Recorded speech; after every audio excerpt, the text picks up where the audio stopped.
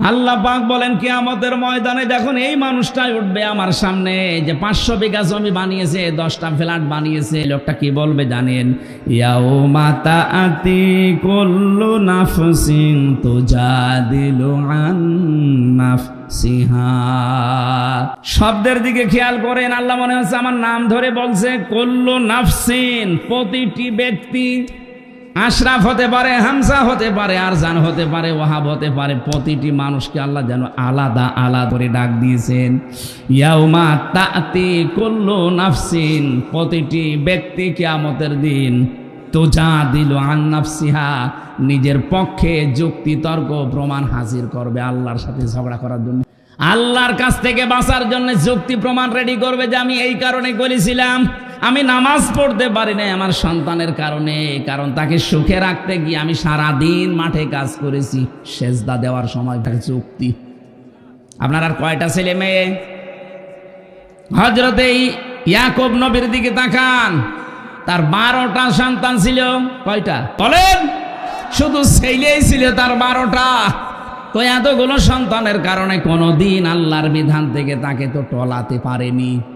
আপনি 2টা 5টা ছেলে মেয়ের কারণে আল্লাহর বিধান বাদ দিয়ে দিন, যুক্তি প্রমাণ করবেন, আল্লাহর কাছে খাড়া করবেন। আল্লাহ বলেন তুজাদিলু আন নাফসিহা, প্রতিটি মানুষ তার নিজের পক্ষে খাড়া করবে যুক্তি তর্ক।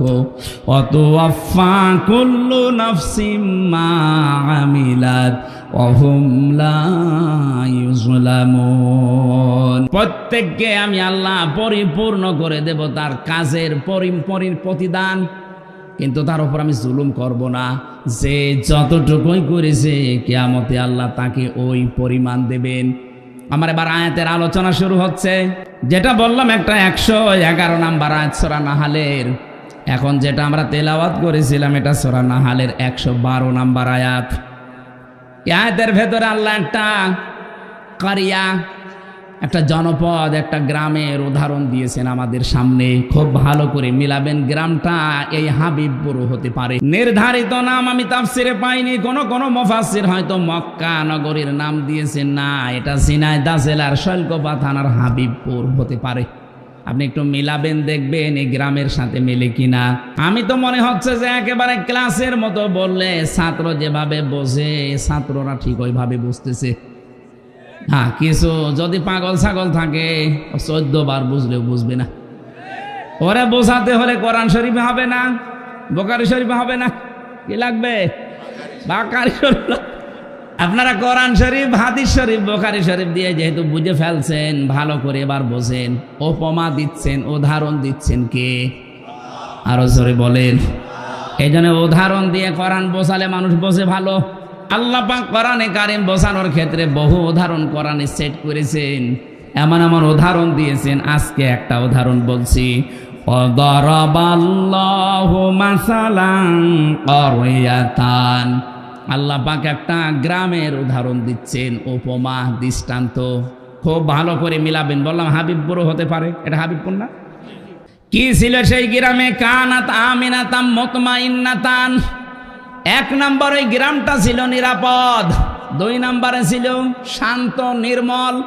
তাহলে গ্রামের কোয়ালিটি পেলাম কয়টা? 1 নম্বরে নিরাপত্তা ছিল, 2 নম্বরে ছিল শান্ত।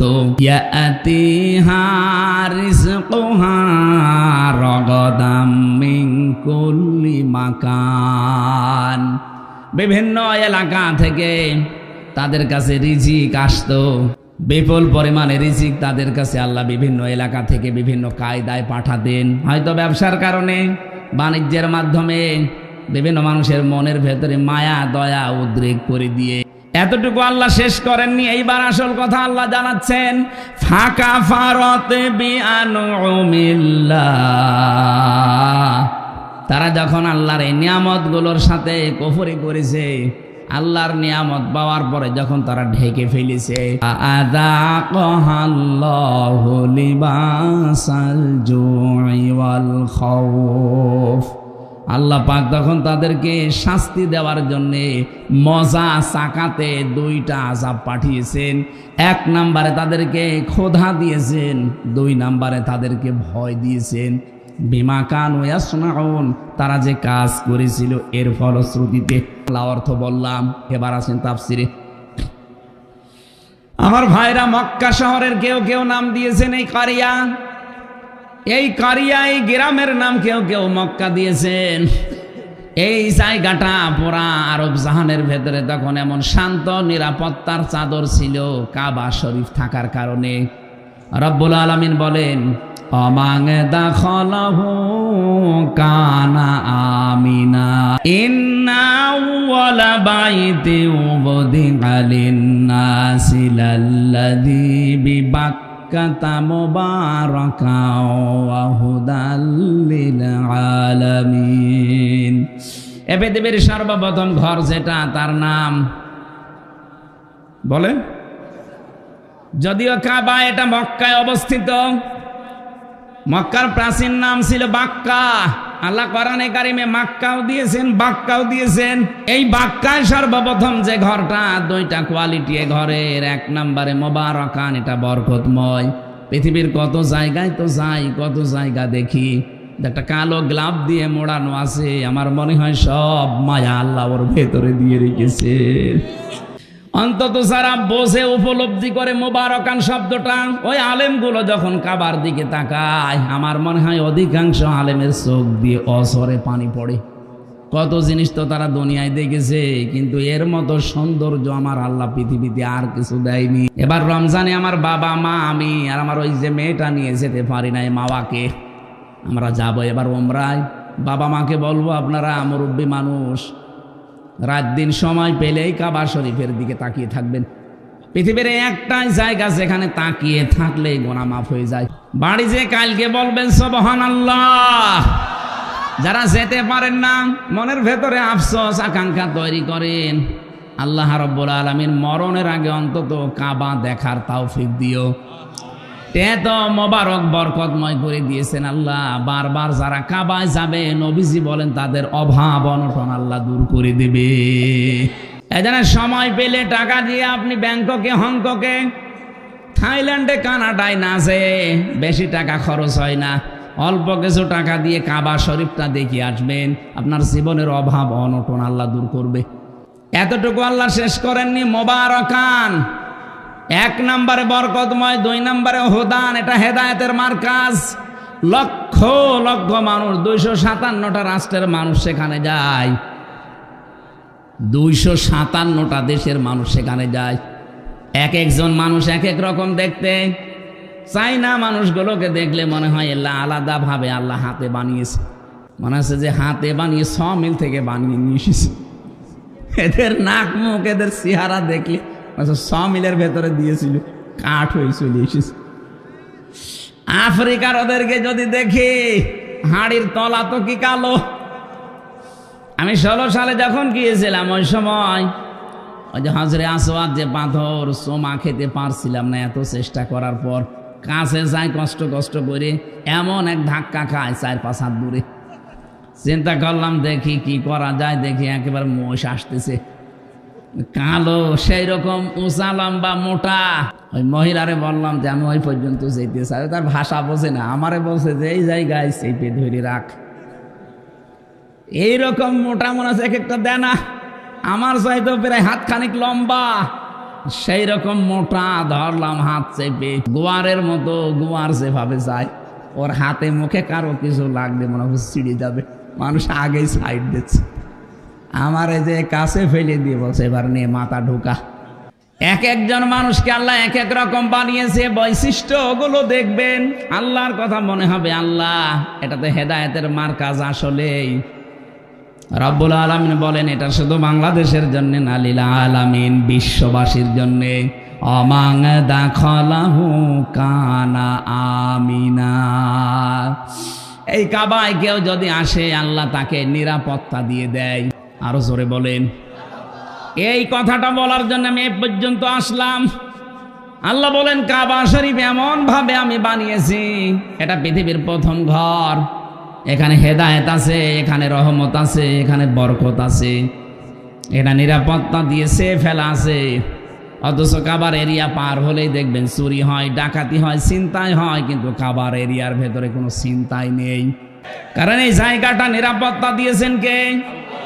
আরে বাংলাদেশ কি কাবা শরীফ? বলেন না কেন?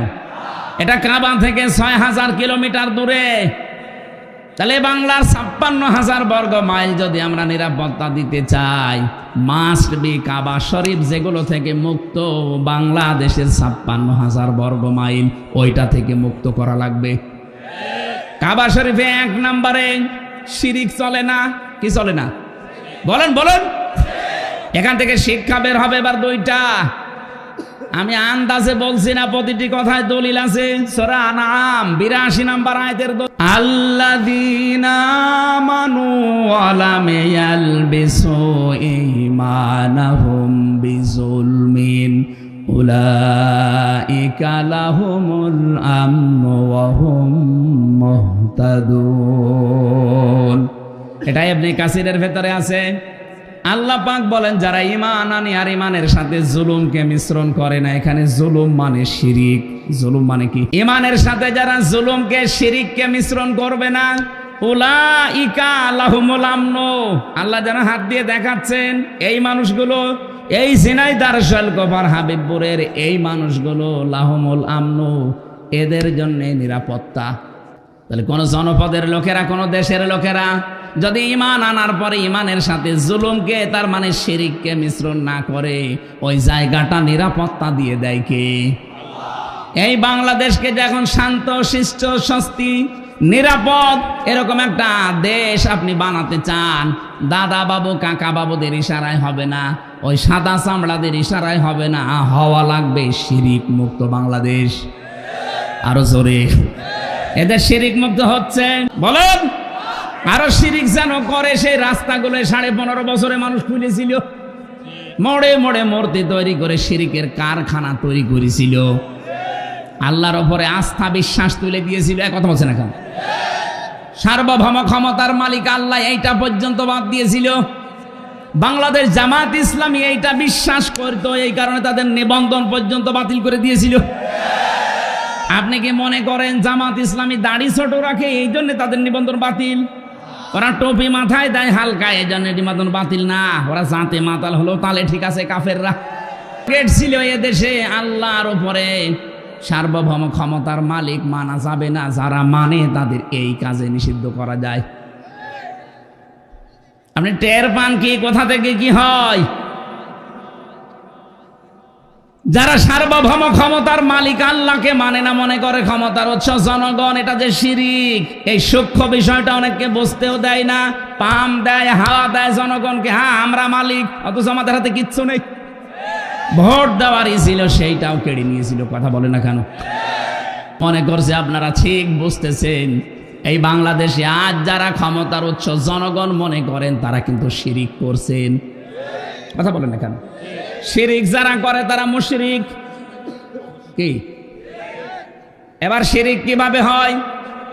আল্লাহ যেটা পারে ওইটা অন্য কেউ পারে, এই বিশ্বাস করার নাম শিরিক। সন্তান দিতে পারে শুধুমাত্র কে? অন্য কোনো বাবাও পারে, এ বিশ্বাস করার নাম। এরকম বিশ্বাস অনেক বাবা, অনেক মা, অনেক বউ করে না, তারা মুশরিক। কারণ আল্লাহ পারে যেটা অন্য কোনো বাবা, সে পীরকে দরবারকে আপনি দিতে পারেন না। আইন তৈরি করতে পারে কে? এটা অন্য কেউ পারে, এই বিশ্বাস করার নাম শিরিক। আর শিরিক যারা করে তারা মুশরিক। সুতরাং বাংলাদেশে যারা আল্লাহর আইনের বিরুদ্ধে অন্য আইন কায়েম করতে চান, সে যে দলের লোক হন, আপনি কিন্তু শিরিক করছেন। আর শিরিক করলে আপনি, আরো জোরে বলেন। আমার মনে হয় এবার অনেকের মন খারাপ হয়ে গেল। আরে ভাই, আমি আপনাকে বাঁচাতে চাই। আমি কোরআনের চোখ লাগিয়ে দেখতে পাচ্ছি আপনি শিরিক করে অশান্তির সাগরে ডুবতেছেন দুনিয়ায়, আর মরণের পরে আপনাকে আল্লাহ জাহান্নামে ফেলবে বিনা বিচারে। কারণ মুশরিকদের কোনো বিচার নেই। কথা বলেন না কেন? কেন বললাম এটা বলেন তো? ইন্নাহু মাইয়ুশরিক বিল্লাহি ফাকাদ হারামাল্লাহ। অবশ্যই যারা শিরিক করবে, আয়াত আল্লাহ পাক বলেন জান্নাত তাদের জন্য হারাম, ওয়া মাওয়াহুন নার, আর জাহান্নাম তাদের আসল জায়গা।